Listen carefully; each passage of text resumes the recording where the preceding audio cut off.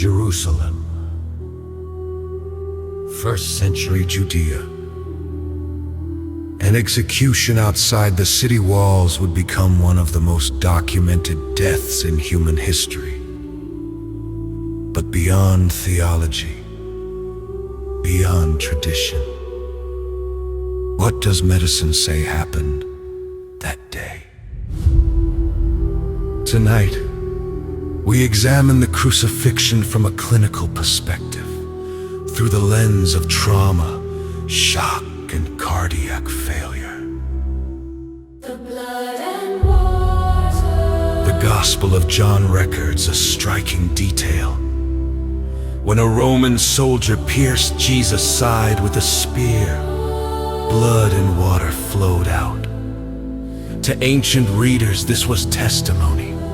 To modern physicians, it is medical evidence. There are two leading explanations.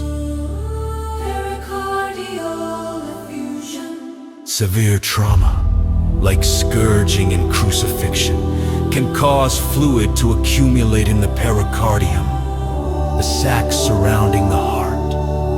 If the spear entered the chest, it would first pierce that sac, releasing clear fluid.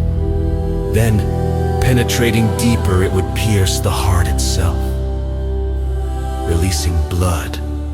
Water and blood. Exactly as recorded. Oral effusion.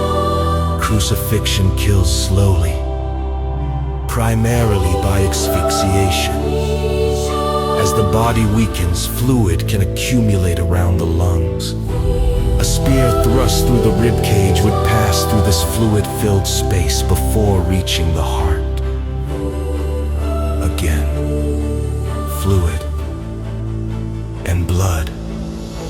In either case, physicians agree on the likely outcome. Jesus died from a combination of hypovolemic shock, severe blood loss, Cardiac failure. and acute cardiac failure. According to the Jewish method of marking time, at 9 a.m., the 3rd hour, he was nailed to the cross at Golgotha. At noon, the 6th hour, darkness covered the land. At 3 p.m., the 9th hour, he cried out and died. 6 hours. Relatively brief for crucifixion. Even Pontius Pilate was surprised. Why so soon? The trauma before the cross. Before crucifixion came scourging. The Roman flagrum, a whip embedded with bone and metal fragments, did not merely bruise. It tore flesh. It caused catastrophic blood loss. By the time Jesus reached the cross, His body was already in hypovolemic shock. Low blood volume, falling blood pressure, organs struggling to perfuse. He had been awake all night, interrogated, mocked, beaten, then forced to carry the heavy wooden crossbeam, the patibulum, to the execution site. Physical exhaustion compounded the trauma. Death by crucifixion Crucifixion. does not kill quickly. It kills by suffocation. Suspended by the arms, the chest cavity remains expanded. Exhaling becomes nearly impossible. To breathe, the victim must push up on pierced feet, agonizingly, to release air from the lungs. Over time, carbon dioxide rises, oxygen falls, muscles fail.